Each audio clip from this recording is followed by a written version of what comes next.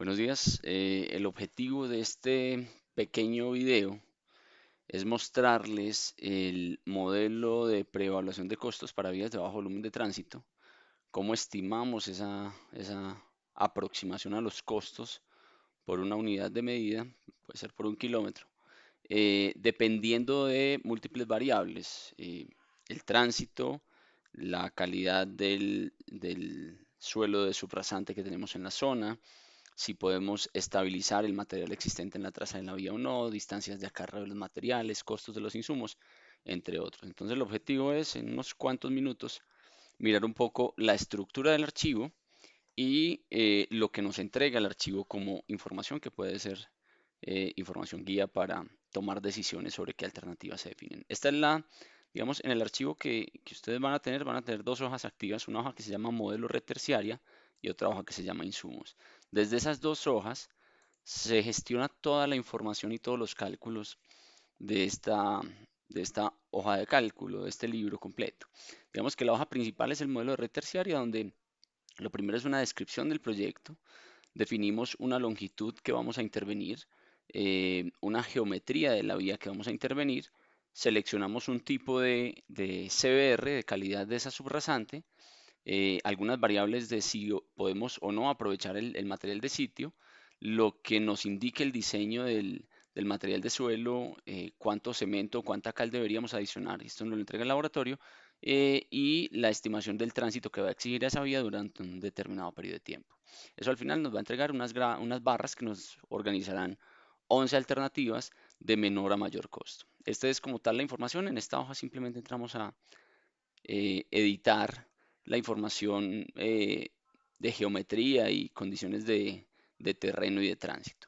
La otra hoja que es fundamental, que creo que es donde más podemos trabajar, es la hoja de insumos. Y en la hoja de insumos básicamente lo que debemos hacer es, si vamos a hacer un análisis de un proyecto en el sur del país, en el norte, oriente, occidente, claramente los costos de las bases, las subbases, las distancias de acarreo, que es muy sensible esas distancias de acarreo, pueden variar entre un municipio y otro o entre un proyecto y otro. Entonces es importante que para poder hacer una evaluación acertada podamos entender cuánto vale el cemento, cuánto vale la cal. Aquí simplemente ponemos valores, pues, a modo de ejemplo. em, en cada uno de esos municipios o en cada uno de los proyectos que tengamos. Eso nos va a sensibilizar eh, el modelo, nos va a entregar una respuesta un poco más aterrizada a una realidad. Esto se fundamenta básicamente en los análisis de precios unitarios que el INVIAS tiene, en donde se tienen unos costos o unos rendimientos, más que costos, unos rendimientos dependiendo del tipo de maquinaria, dependiendo de lo que vamos a hacer, qué tipos de maquinaria vamos a utilizar, qué rendimientos se le van a entregar a eso. Y obviamente aquí empezamos a ligar, por ejemplo, la distancia de acarreo 140 no la editamos desde el APU, sino que todo, absolutamente todo, se edita desde la hoja insumos. ¿Yo qué hago en la hoja insumos? Entonces yo sé que en el APU yo tengo en cuenta mano de obra. Entonces yo simplemente defino en cuánto está mi jornal. En el caso de Colombia, cuál es el factor prestacional que voy a utilizar. Yo defino cuánto me vale cada uno de los equipos, el alquiler por hora. Yo defino cuánto me valen los insumos por litro, por metro cúbico, los transportes en metro cúbico kilómetro, bien sean mezclas asfálticas o mezclas o material granular. Y todo eso está en cada una de estas variables de insumos, se liga a los APU para poder calcular ese costo directo. Obviamente, al final traemos como un consolidado a los APUs, analizamos 11 alternativas diferentes. Enseguida les cuento un poco más de las alternativas y en cada alternativa ponemos los ítems que corresponden a la conformación, cuando usamos pedrapleno o no, si tenemos o no base granular, si tenemos o no riego de liga, si tenemos mezclas en caliente, dependiendo de la alternativa que estemos evaluando, incluimos algún APU especial. En el caso, por ejemplo, de los pavimentos de concreto, pues incluimos el APU de un concreto tipo MR y el APU de la colocación de un MR. Todos los valores que están acá son a modo de ejemplo, no son pues aplicables en todos los proyectos. Hay algo muy importante y es que para uno poder modelar el espesor de la estructura o el costo de la estructura, es necesario tener una estimación de espesores, em, sin pretender que esto sea un diseño del pavimento. Lo que buscamos que sea es que nos aproximemos a qué espesores, a qué espesores se tendrían según unas condiciones determinadas de CBR. Voy a hacer un zoom acá que sea un poco pequeño.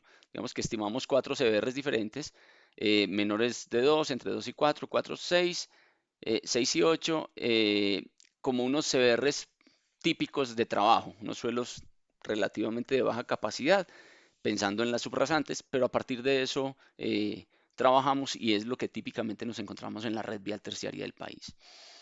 Entonces, fundamental para ese predimensionamiento tener esa calidad del suelo y el tipo de tránsito que va a exigir o el número de ejes equivalentes que van a exigir esa estructura de pavimento que vamos a modelar. Hay algo importante y es que esto está modelado para tránsitos máximo de 400.000 ejes equivalentes. Entonces, ¿por qué hablo del tránsito y del CBR? Porque a partir de ellos, bajo las metodologías ASTO, PCA, dependiendo del tipo de pavimento, creamos una cartilla guía que nos ayuda a estimar, dependiendo del tipo de rodadura y el tipo de materiales a utilizar, si yo combino un CBR con un tránsito, qué espesor debería tener en esa estructura. De esa manera, simplemente a modo de presupuesto, estimamos ese espesor y con ese calculamos según los volúmenes. Entonces vamos a realizar un ejemplo. Lo primero es una definición del nombre del proyecto, proyecto prueba. Lo segundo, el departamento, pues vamos Cundinamarca, vamos municipio de Madrid puede ser. Fecha, pongamos mayo 2021. Y descripción, digamos que aquí ya ponemos como las definiciones, suposiciones que hagamos en términos de tránsito, entre otros aspectos que consideren tener importantes. ¿Por qué esto? Porque al final podemos generar un imprimible que va a ser el informe de ese proyecto, que nos va a entregar una portada donde nos da todas las definiciones, lo de esta hoja, y una segunda donde nos dicen las variables de insumos, que son las más importantes. ¿Qué otra cosa hay que tener en cuenta? ¿Cuánto quiero analizar yo? Yo quiero analizar 500 metros, 1000 metros, pues hagámoslo para 1000 metros, que es análisis unitario para 1 kilómetro. Eh, si vamos a hablar de una vía terciaria, generalmente son vías con un ancho de corona de 5 metros. Eh, Aquí pasa algo. Entonces, claro, tengo un ancho de corona de 5 metros, pero cuando hablo de ancho de calzada de pavimento, me lo baja a 3,8. ¿Por qué? Porque le estoy poniendo cunetas al lado y lado de 60 centímetros. Entonces estoy poniendo 1,2 metros. Yo podría decir, vea, no 1,2, sino 1 metro. Entonces lo que me dice es que el pavimento va a ser de 4 metros, la corona va a ser de 5 y va a haber cunetas de 1 metro, 50 centímetros a cada lado, unas cunetas pequeñas, y de esa forma llegamos a los 5 metros. ¿Qué pasa en la placa huella? La placa huella incorpora la cuneta con su sistema, entonces que le pongamos que la cuneta es de 1 o 1,2 no va a afectarnos el ancho de la placa huella. Nos afecta el ancho de otras rodaduras diferentes como son las losas de concreto, los pavimentos asfálticos, los adoquines, entre otros. Y lo que vemos abajo de esa rodadura o de ese pavimento es la subestructura, que la subestructura sí mantendrá el mismo ancho de la corona. Importante entonces, definir geometría, definir longitud. Ahora vamos con el tipo de suelo. Entonces, dependiendo del tipo de suelo, voy a hacer una sensibilización. Aquí, como les digo, los costos son ejemplo, pero miren lo que pasa con las barras cuando yo cambio a un CBR más bajo. Se cambian los costos. Si yo tengo un CBR más bajo, voy a tener unos costos más altos en el espesor, por el espesor mayor de la estructura. E igual, si voy subiendo el CBR, pues se me van a ir adecuando y él va variando, porque dependiendo del CBR, posiblemente una estructura que era la más económica, cuando yo baje el CBR, se me va a subir a que ya no es la más económica. Y eso pues es dinámico en el ejercicio. Dejemos a modo de ejemplo un CBR del 4%. Ahora en el tránsito miremos algo que nos puede suceder. Y en el tránsito yo tengo un periodo de diseño, una tasa de crecimiento de ese tránsito, un factor carril, pues son vías de un ancho corto, entonces casi que es un carril un poco amplio, y ya definimos según la tipología de vehículo cuántos transitan por día. De esa forma llegamos al número de ejes equivalentes para poder hacer ese predimensionamiento de la estructura. ¿Qué pasa? Si por ejemplo yo digo que no va a ser en 5 años ese tránsito y no en 10, miren lo que sucede. Inmediatamente me genera una alerta porque, como les decía ahora, el modelo está hecho para tránsitos máximo de 400.000 ejes equivalentes. Entonces, devolvámonos a 5 años y aquí hay algo que también quiero resaltar. Cuando hablamos acá, vemos que el objetivo de esto es mostrar los beneficios de las estabilizaciones con cemento y cal.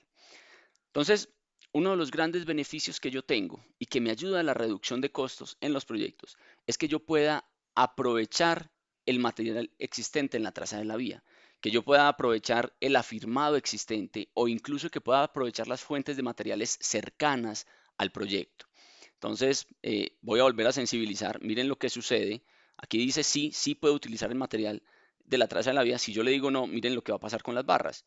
Pues se me van a subir los costos porque voy a tener que incurrir en costos de acarreo. Entonces, todo eso nos lo da una sensibilización y un conocimiento profundo del proyecto. Otra de las cosas importantes es que yo puedo decir, sí, yo voy a utilizar el material de la vía, pero además de eso yo quisiera hacer una corrección granulométrica y voy a traer el 30, el 20, el 10% de un material de importación. Simplemente lo diligencio acá y el BAI me calcula por los costos de transporte. Otro tema importante es definir la densidad máxima seca de ese suelo y ya en el laboratorio, después de haber hecho los ensayos pertinentes, los que nos define la norma en vías, estimar qué porcentaje de cemento o qué porcentaje de cemento y cal debemos adicionar. ¿Por qué?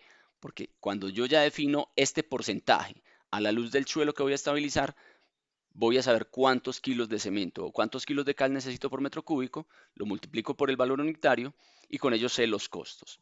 Entonces, es básicamente lo que se realiza. Desde los insumos, les decía ahora, importantísimo tener claro el costo del insumo en la zona donde se va a hacer el proyecto y las distancias de acarreo. Al final, entonces, lo que nos va a entregar el modelo es algo similar a esto, simplemente unos datos de entrada, una definición del proyecto. Está la versión 1.4a de mayo de 2021.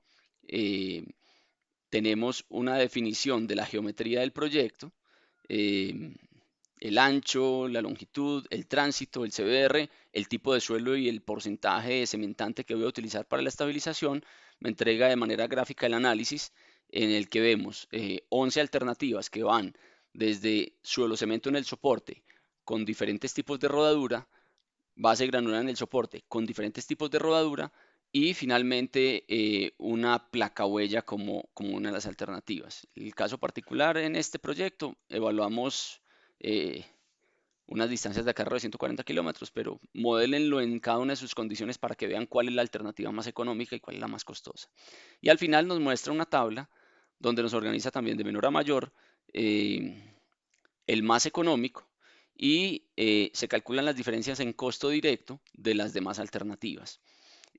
Todos estos costos que estimamos acá son directos, no contienen o no están considerando el AU de los proyectos para que lo tengan en cuenta. Y al final todo esto pues es claro, son unas aproximaciones, es una recomendación, pero será potestad o no de cada uno de los usuarios aceptar o no esas recomendaciones. Este, como les digo, es la versión 1.4a de mayo de 2021. Esperamos seguir actualizándola y se las vamos compartiendo. Feliz día.